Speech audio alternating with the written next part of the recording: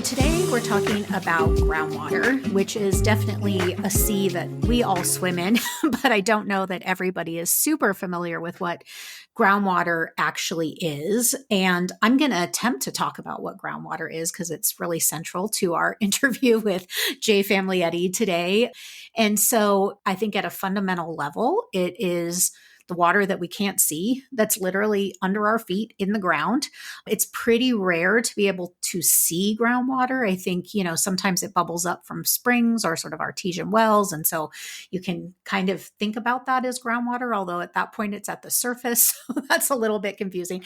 But I think the overall idea, right, is that there's water that is in the ground. It can be fairly close to the surface, but it can also be really, really deep. And it is in what are called aquifers that people variously describe as sort of like a sponge that has water in between porous elements of different kinds of sediment. And some of it can be really, really old. For example, I know that Phoenix is actually underlined by a huge aquifer of very ancient groundwater that, as you can imagine, in a place like Arizona does not get recharged very easily because it is deep and we don't get that much precipitation here. And that's a little different than the kinds of shallow groundwater tables where you can get pretty quick recharge. So even in Arizona, for example, in northern Arizona, we do see a pretty quick precipitation or snowmelt to groundwater recharge happening. So it's pretty variable, but I think the overall idea is that we underappreciate groundwater, its role because we can't see it, and tend to use it as sort of a savings account is how people talk about it a lot, right? Like when we are in drought conditions, for example, people tend to draw on groundwater a lot more. So I've probably left about 10 million things out of that definition. So Malika and Sam, please feel free to fill in behind me there. I think you did it pretty well. And also that a lot of the groundwater, because it's accessible over an area, it is also a shared resource. Also, typically, most of the cities, because of having that underground storage, typically they tend to have wells that extract that groundwater from the aquifers and use it. And that, because of the characteristic fate that you're saying, that is under our feet, that we cannot see it, typically is being overlooked or overused. And we can see that towards the water table, the level of the water going time-wise going down. I don't know, Malika, something else to add? Yeah, I will just add kind of the area that's most related to what I study, which is that we extract groundwater for irrigation. And that's one of the major extractive uses of groundwater is to irrigate our crops. And we're going to talk a lot about groundwater sustainability, depletion, changes in groundwater because of over extraction. So we thought it'd be important to think a little bit about what groundwater is and why we use it. Well, what else do we want to say about it? Anything else? I'm going to add that, a lot of times people might be more familiar with the ground level itself actually sinking due to over-extraction of groundwater. So there's a pretty famous set of photos from California, for example, that shows these spots where the Central Valley has sunk by 10 or 20 feet. We have very similar things for Arizona.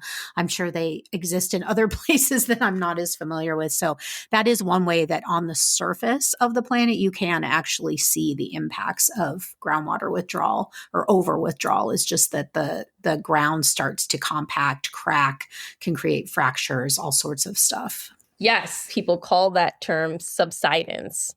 And Faith, you're answering that question of what is subsidence. So, and I don't know, can we think of subsidence? It's because the water is actually taking up space, right? It's in these aquifers, it's in the pores, and water's taking up space. So if you take out the water, that space is lost, and there's actually a lowering of the surface because you're missing the water. And maybe we will use that famous photo for our podcast this week because it is such a damning photo. It makes it clear, that's for sure. All right, well, without further ado, let's get into our conversation with Jay Famiglietti. Welcome to Water Talk. In today's episode, we're talking with Jay Famiglietti about groundwater and maybe a few other things. Jay Famiglietti is a global futures professor in the Arizona State University School of Sustainability, where he also serves as the director of science for the Arizona Water Innovation Initiative. It is very hard at this point to cover all of Jay's accomplishments, but for some highlights, he has been faculty at the University of Texas at Austin, the University of California, Irvine, and the University of Saskatchewan, as well as serving as senior water scientist at the NASA Jet Propulsion Laboratory at the California Institute of Technology. From 2013 through 2018, he was appointed by Governor Jerry Brown of California to the California State Water Boards in the Santa Ana and Los Angeles regions. Jay is also a well-known science communicator who was the host of the What About Water podcast and whose work has been covered in many, many major media outlets on television and in film.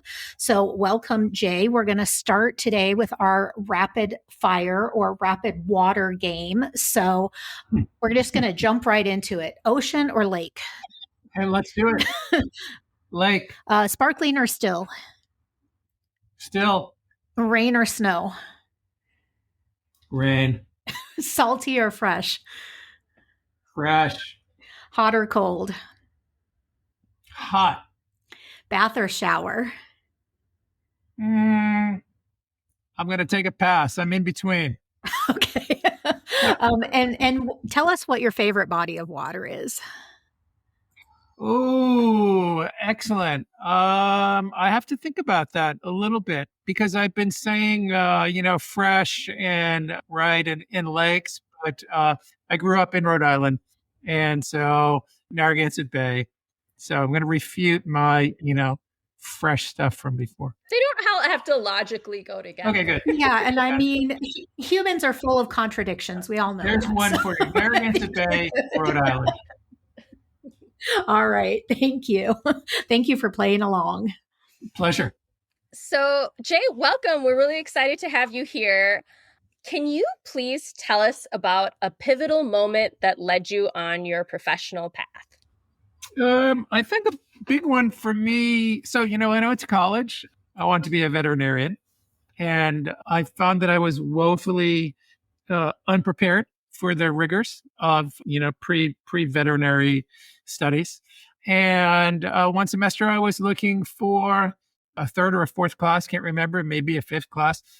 And a friend was taking a geology class. And they invited me into this class. And that was the pivotal moment right there, walking into that geology class, either my first or second semester sophomore year, and never looked back. Went 100% earth science and then got deeper and deeper into water. And here we are. That's so funny, Jay. I don't think you and I have ever talked about that, but I had the same. Ancient life was the one class that turned me into an earth scientist. Yeah, it's amazing. And I'm just going to dive right into your really current work. So your research group had a paper out earlier this year that focused on groundwater in the Colorado River Basin and had some pretty sobering findings. Can you talk to us about that work? Yeah, I think the motivation behind that work, and there was the original paper on almost the same topic. I think it was 2015, led by Stephanie Castle, who was a master's student, and this paper at UC Irvine. And this paper is led by Karen Edmondson, who's was a postdoc and now a research scientist in my group here at ASU. And the motivation behind that work right along is to really expose how much groundwater is being lost from the Colorado River Basin, and in particular from the lower Colorado River Basin, and even more in particular, Arizona.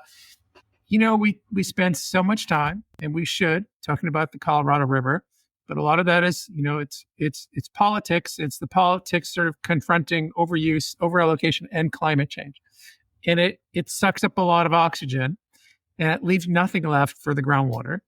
And, then we have the situation that we have here, which is we're losing a tremendous amount of groundwater. Say we focus on Arizona, the lower Colorado River Basin, and it's something like 70% of the water that's being lost from Arizona and from the lower Colorado River Basin is groundwater. And yet only 18% of the state by area is managed. The upside of that is that our governor, Katie Hobbs, is very much aware. And as we know, is really, really pushing to expand groundwater protection across the state. How do you see the results of this work playing, if at all, into like the very, very current issues on the Colorado, where literally the November 11th, the deadline to come to some kind of agreement passed without an agreement? And, I still find that I was just checking my calendar. Yeah. Yeah. And I still find it's like pretty hard for people to wrap their minds around the groundwater and river relationship. So what is the mechanism by which groundwater is disappearing in the basin? Is it primarily due to climate change and heat, evapotranspiration? Well, that's a big part of it. And the other part, of course, is the groundwater pumping, and most of that is for agriculture.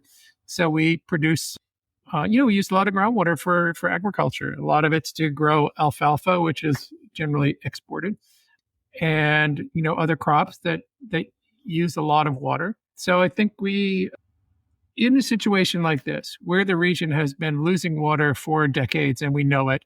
And the only thing I'm really adding is the reminder that, hey, a lot of this is groundwater, and groundwater is unprotected. We have this large-scale view we get from our satellites. And so, the future, I think our future is at risk here, because I think one of the key messages I hope comes out of that paper and the global paper that came out on July 25th, which was like the Arizona and the Colorado River Basin paper, but, just blown up all over the world, is that groundwater is very likely our most precious, most valuable natural resource in the dry parts of the world. Yet it's the least protected. So in terms of how, what kind of impact we can have, we're well connected to the governor's Office of Resiliency through our Arizona Water Innovation Initiative. And Jay, as you were saying, this study that you did in the Colorado, later now you're doing it throughout the globe. And it's pretty sobering, all the different regions that we are seeing that are in decline and related with groundwater resources. And I don't know, for me, groundwater resources, it is our savings account. It is our source during drought periods. We are experiencing more. So anyway, can you talk with us a little bit further about your global study, some of the findings? Do you even have a call for action? Okay, so what do we find in the paper? Big picture, the continents are drying. In terms of our satellite data, we look at that as negative trends in total water storage, which is all of the snow, the surface water, soil, moisture, groundwater combined. The expansion of the drying regions of the world is growing at about 2 times the size of area of California each year. We've created these monstrous, what I think I called them mega drying regions because I didn't have a good term. But, in the past, when we published these global maps, you'd see these hot spots for groundwater depletion and ice melt, and they'd be fairly distinct. But now there's so much drying in between, say, across the Southwest, sort of connecting the Central Valley and connecting the Ogallala Aquifer and going down into, Mexico and Central America, that we know, and actually going up to, this is brutal to talk about, going up to northwestern United States. So we identify these 4 mega regions. Long story short on water availability, I should say what the mega regions are. So Canada, Northern I was Russia. going to ask, what is a mega drying region? It's what a huge region of the continents that has lost water over the last 22 years, as seen from our satellite data, significant amounts of water. And so the big regions are, imagine like all of northern Canada, right? Which is warming at, 4 times the global rate. Most of northern Russia. I mentioned then southwestern U.S. We actually call it southwestern North America, down into Mexico and Central America.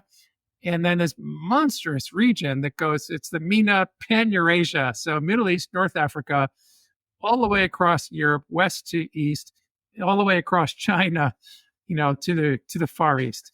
So those are the main regions. And so, a take-home message there we did some work. So that paper actually was summarized and then became the first chapter of our World Bank report, which is a very similar name, Continental Drying. And one of the things we did for the paper and the report was show these data by country. And we showed that 70% of the population, could be 75, again, my numbers, too many numbers between the two papers. So 70 to 75% of the world's population lives in the 101 countries that have lost fresh water since 2002, which is when the satellite data started. The other thing, from a global perspective, is that the loss of this water ends up in the ocean. Okay, so we pump fossil groundwater out. Where does it go? Well, some of it infiltrates back down, a lot of it evaporates, and a lot of it runs off, and some of it goes into the plants. And just simply because the atmosphere, compared to the land and the ocean, cannot really store any water, right? It's got very minimal storage capacity. And so the only place for this water to go is to accumulate in the ocean. So now the land is the biggest contributor to sea level rise, bigger than either of the ice sheets, right? So all of the continents except Greenland and Antarctica. And then within the land, the biggest contributor to sea level rise, so we're kind of switching topics and talking about sea level rise a little bit, but the biggest contribution from the continents, again, leaving out Greenland and Antarctica, the rest of the continents, to sea level rise was the glaciers melting. Alaska, Patagonia, Himalayas. And now that's not the case anymore. Now it's these drying regions, and it's the groundwater losses from these drying regions, which is about 70% of the total losses that we see in these drying regions are coming from groundwater. So it's a global phenomenon. We know that. We published it in different ways before, but in this paper, we have the opportunity to engage with another community, and that's the sea level rise community. Just another sort of way to try to get the message across. We're losing so much water that this groundwater is driving up sea level rise, and it's doing more damage than the glaciers are in terms of driving up sea level rise. So that was a new one. And Jay, one other thing that you mentioned there is that, well, there are some, I'm not sure if it is issues, but political will maneuvering on climate change. For managing groundwater, you are calling it, like my folks, like we have something specific. Can you elaborate on that? Yeah, thank you. So at the end of that paper, I think I sort of get a little bit philosophical and if not a little, I don't know, not depressed, but not overly optimistic. And I say something like, well, we're not making a heck of a lot of progress on climate change, right? And of course, anything we do to impact climate change is going to impact the water cycle and can help reverse some of these trends. But the one thing that we can do is make decisions about how we use our groundwater. That's the one thing, that we're making an active choice. I mean, yes, we're making an active choice about fossil fuels, but even if we changed everything now, we'd still be in rough shape for a long time. But there's an active choice we can make right now to limit the drying, to preserve their groundwater, and to decrease rates of sea level rise. And that is to manage our groundwater better. So that was the call to action. And so part of what I do is then go to these global meetings and try to bring that message. And that's hard because that's a different world.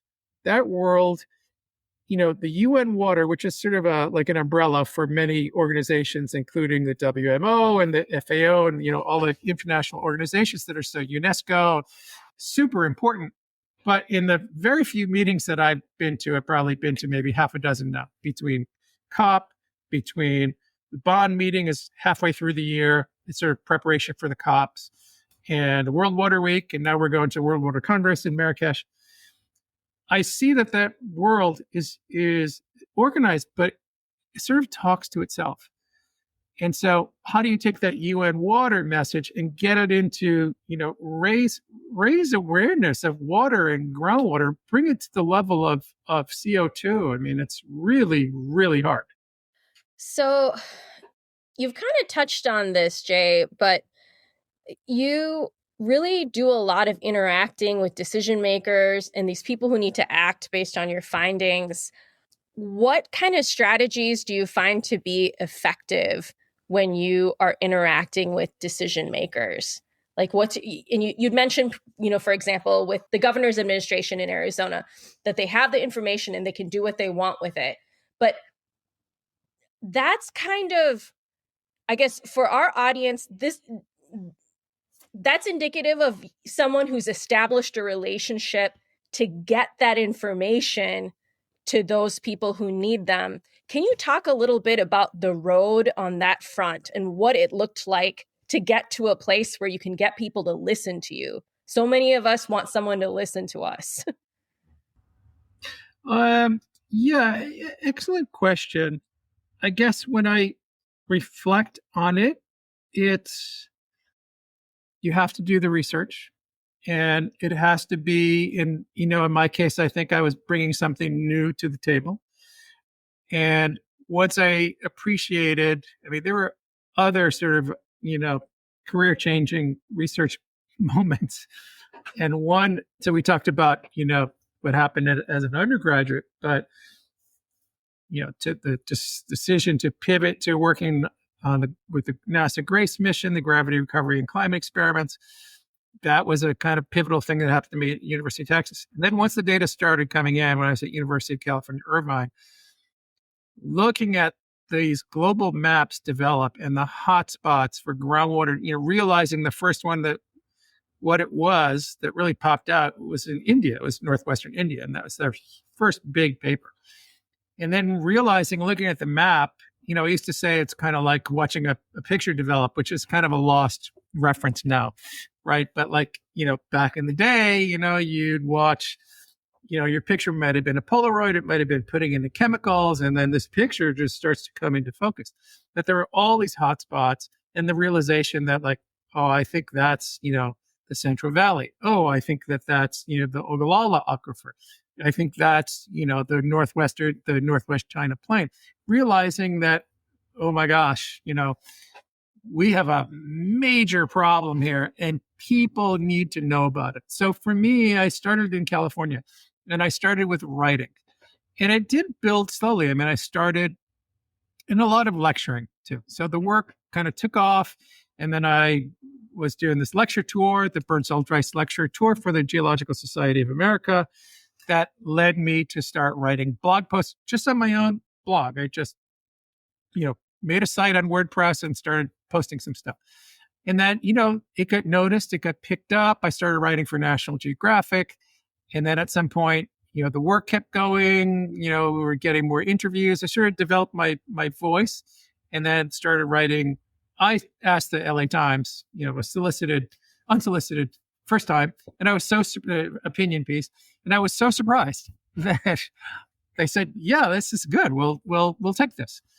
And then, so then it just built from there. Then they started asking me once a year for an opinion piece. And then that led to more television stuff. In the meantime, the work is just rolling out around the world, global papers, regional papers. But the thing that underlies all of it was this sense of, oh my gosh, I really need to tell people about this. Whether it's in California or it's Arizona or it's the Ogallala, tried national stuff, had some success before our administration turnover through the President's Council of Advisors on Science and Technology, the big groundwater study that they did. But yeah, it's this sort of driving, I need to do this. People need to know what I'm seeing and, use it in any way that they need to impact water sustainability. So Jay, perhaps, so was it as much as you presenting to decision makers or people that will make a decision, as much as also presenting this to the public and making this information public? So pressure not only comes from you, but also from the community that is around it that can be affected? Well, if I had to guess, I would say it's 50-50, and that's sort of the feedback that I have gotten through the years. And, I should be clear that not everyone loves it.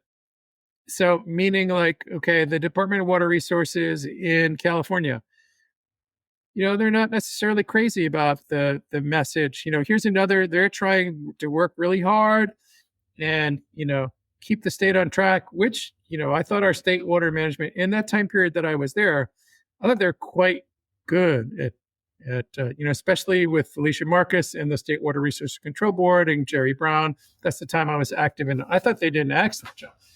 But, agencies, they're very territorial. USGS would get upset. Why is NASA talking about groundwater? They're a space agency. We're the groundwater agency. Department of Water Resources has one message. We have another one. And so it's not always a match made in heaven, but it's still important because we're unbiased. We're just reporting and communicating. Yeah, thank you for that, Jay. Obviously, we're spiraling on a couple of topics, or just kind of circling around a few topics around decision making and science communication. And you've been a scientist and a really strong science communicator for a long time, and at least from where I sit, you've been successful at it. I mean, I know it's more complicated a lot of the time in terms of what that really means. But one thing I really want to ask you about, because I think it's coming up a lot these days in the sort of very changed communications landscape that we have, especially in 2025, you really tend to not shy away from communicating about controversial issues, even communicating about them, I would argue, somewhat controversially, and speaking in a way that I think really resonates with the media, but also might go against what we consider sort of the traditional norms of scientists communicating what our institutions consider norms around, scientists communicating. So, I remember early on when you were in California and I had just returned to California, and some of the LA Times pieces you had that were like, California is going to run out of water in a year, right? And I can see where that lands like a bomb for people. It did a little bit for me, right? Because I'm dealing with the downstream ramifications then of people going, are we really running out of water? Right. But I've gained a real appreciation for the folks who are positioned to make those kinds of statements.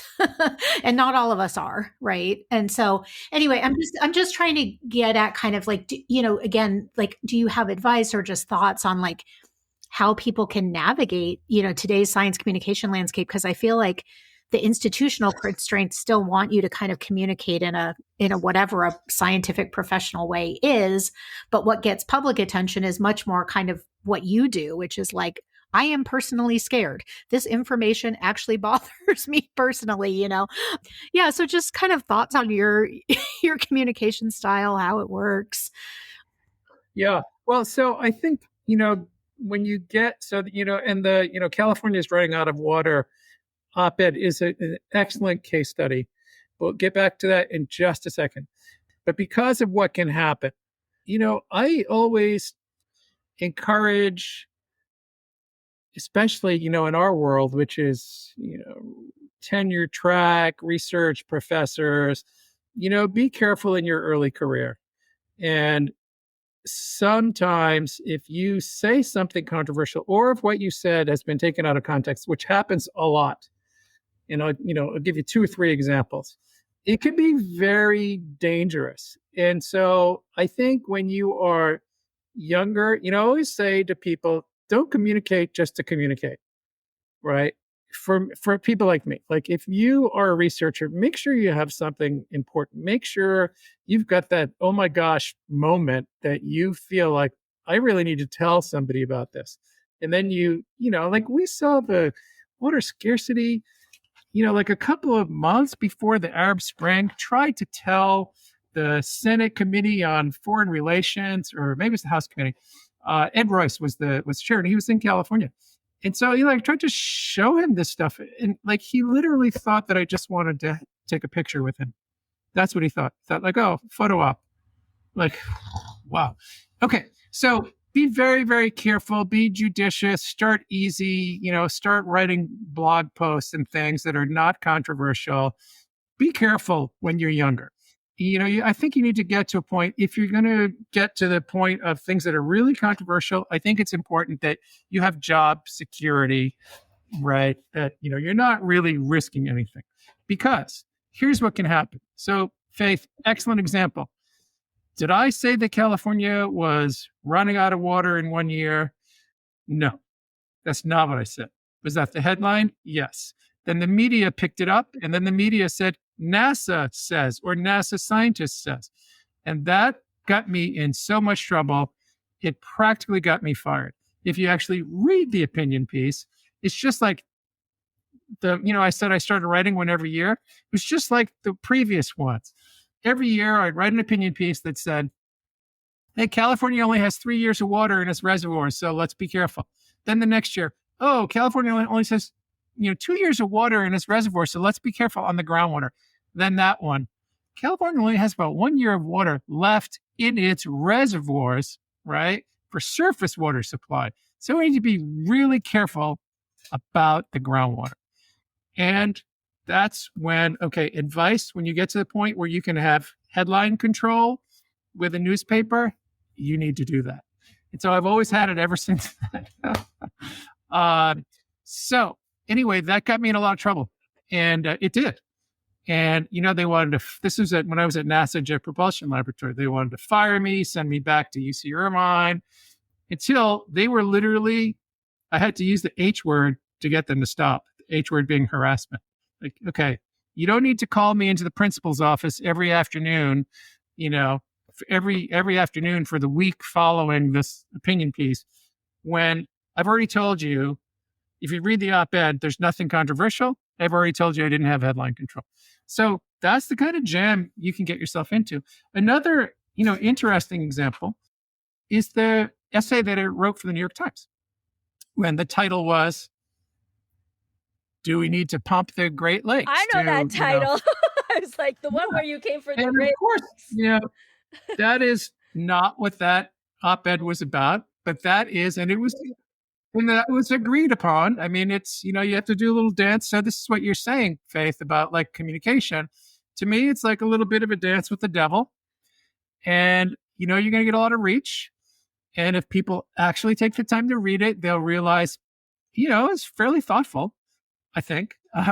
But it's not about, let's build a pipeline. It's more like, oh my gosh, if we don't get our acts together, some crazy politician or, groups are going to start building monster pipelines.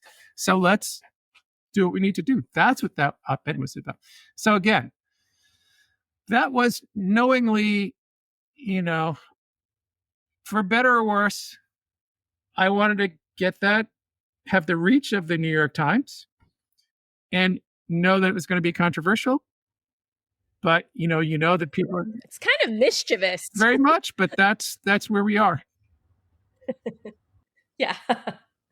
Yeah, I mean, I think that that's one of the big arguments happening right now, is just around sort of university academic communication, is like that the constraints on us from our institutions are a mismatch with what's actually going on in the larger communications landscape, right?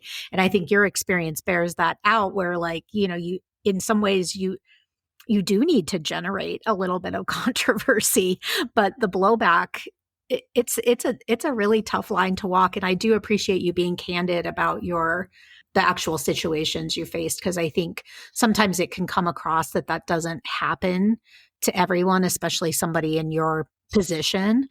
So it's I wouldn't say heartening, but it just feels a little bit more like solidarity with everyone who's trying to communicate something that's really hard, but really important. And so I do appreciate the work. Well, yeah, thank you. And, it's intentional. And, I couldn't even bear to read. I don't think I read even one comment on the New York Times stuff. And by the way, the comments shut like within an hour. So like, of course, they were thrilled.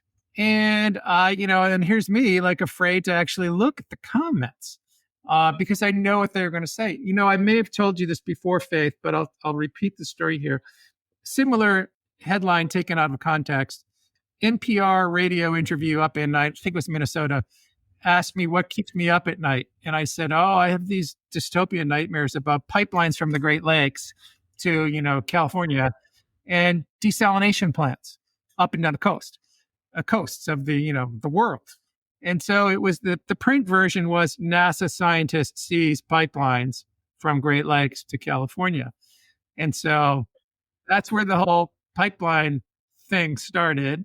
And I got hate mail from a middle schooler and found my address at JPL. Here's this like handwritten note from you can see it's sort of like childish handwriting. Like, oh my gosh, I'm still talking about it.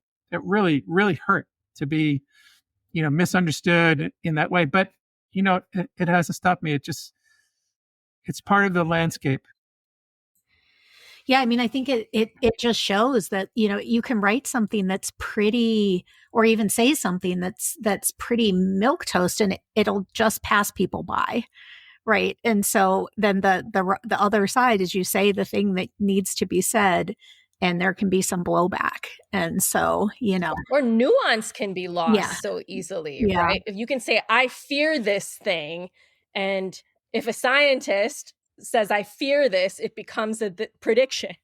I know, exactly. Right. And in both cases, it was sort of like, I think it was Minnesota Public Radio and the New York Times, the message that got out was the actual opposite of what the topic was. So the impression is, oh, this guy's like pro pipeline. And Faith, you'll probably appreciate this. After the Minnesota stuff, on Twitter, I used to be active on Twitter. I'm not anymore.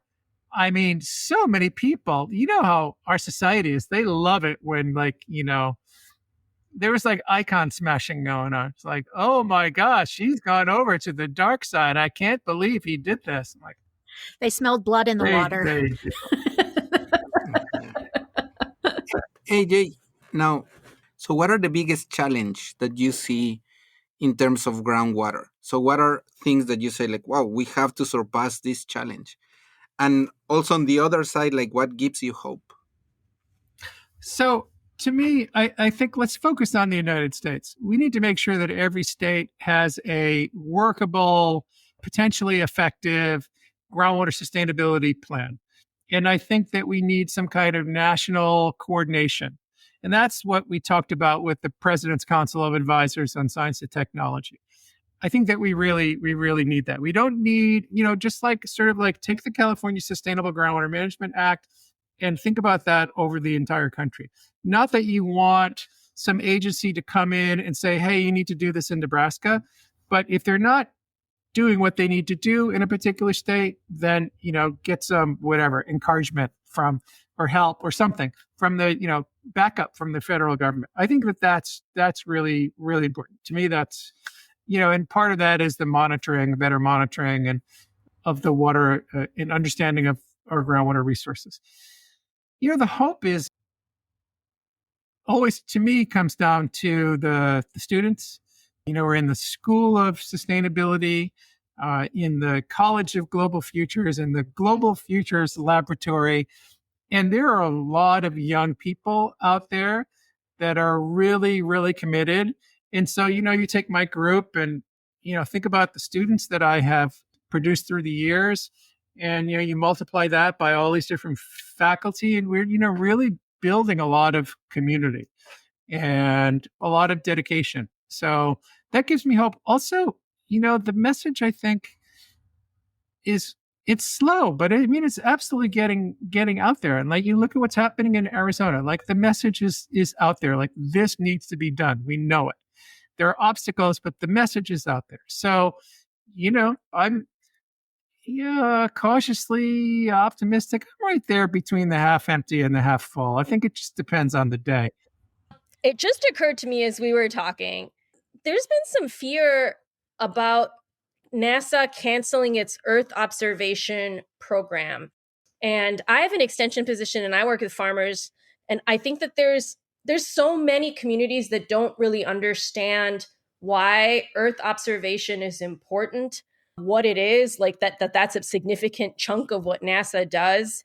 And it has been so pivotal to the work that you've done that I'm wondering if you could speak a little bit about its importance. So let's start with where I think it's headed.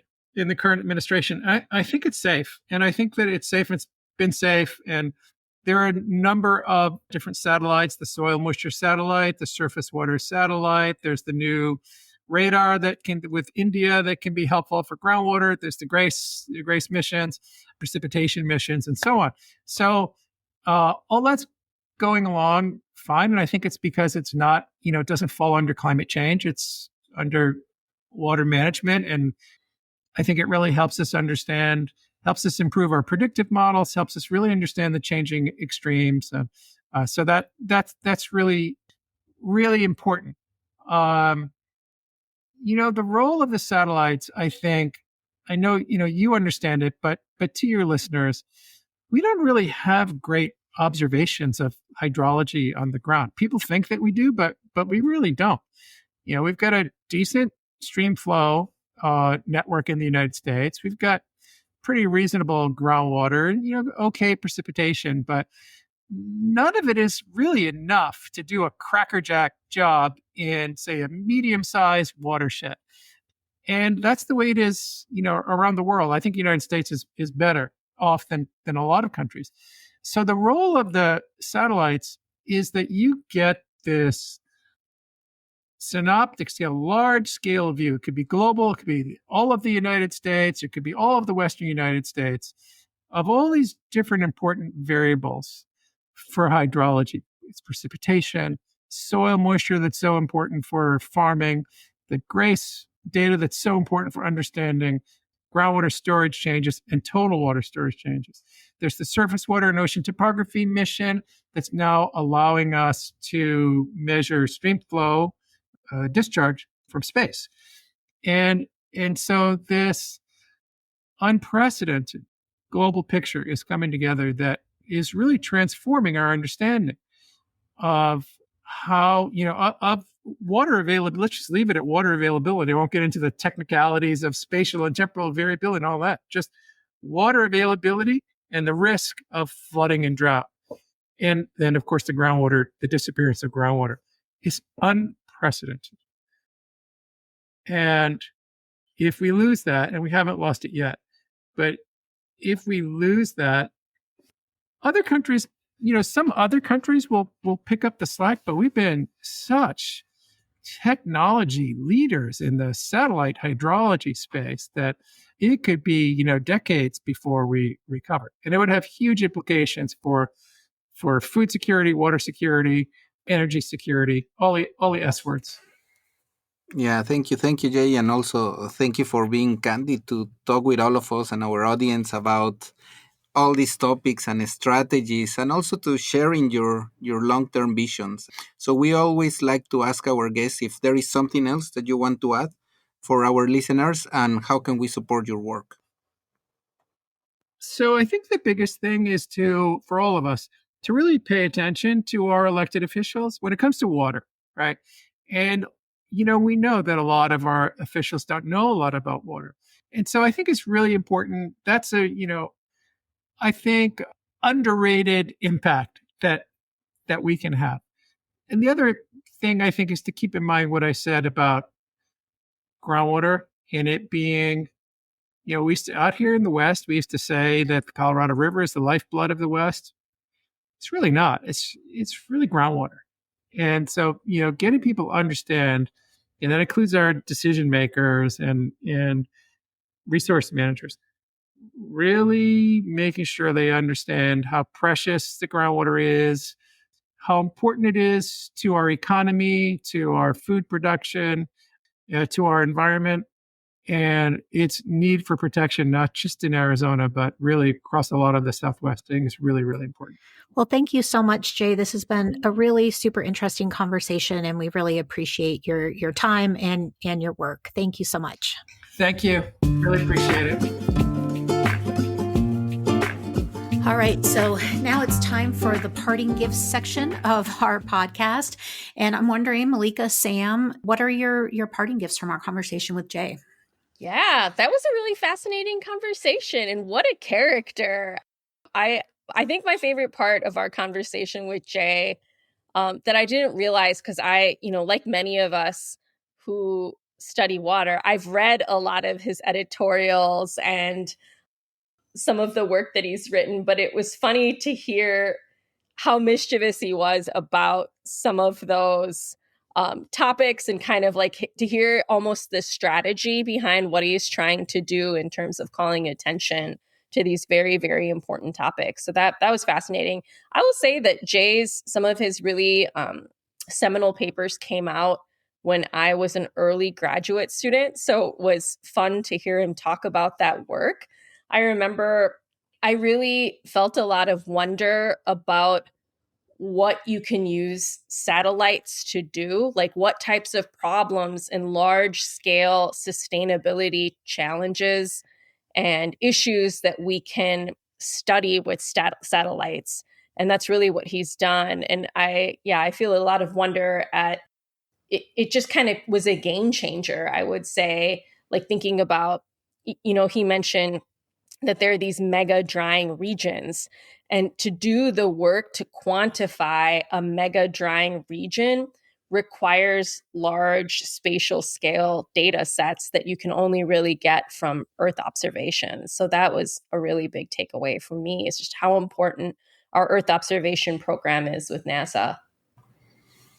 In my case, I had the different parting gifts. So one is how much time he spends communicating with decision makers as much as he does with the general public, and making sure that when he attacks those 2 points, when he works with those two, he might be able to get some activities action passed.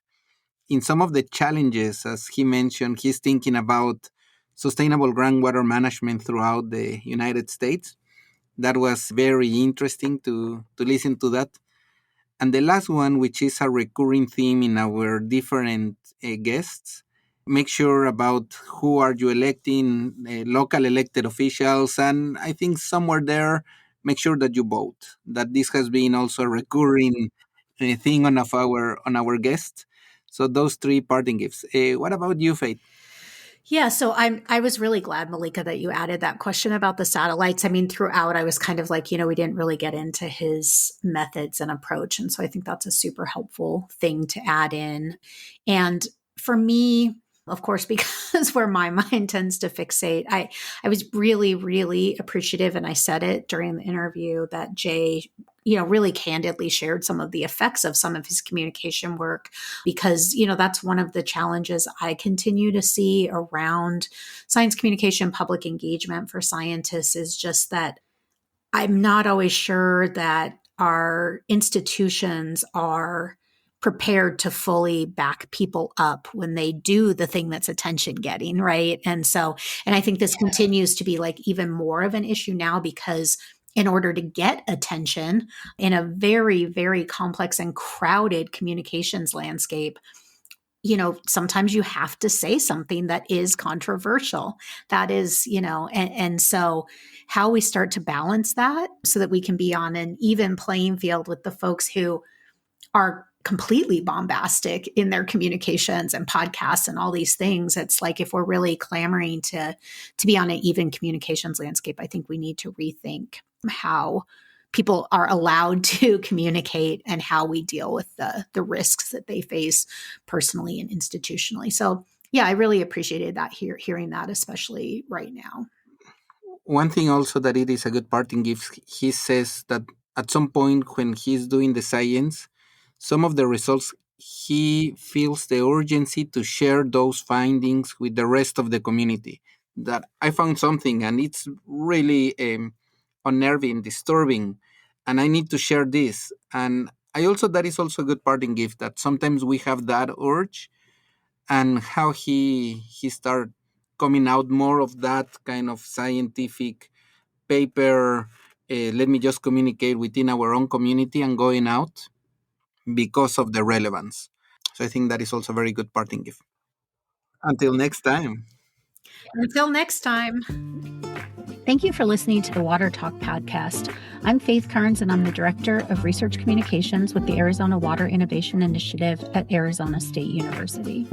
My name is Samuel Sandoval. I'm a professor at UC Davis and a cooperative extension specialist in water resources management at the University of California Division of Agriculture and Natural Resources.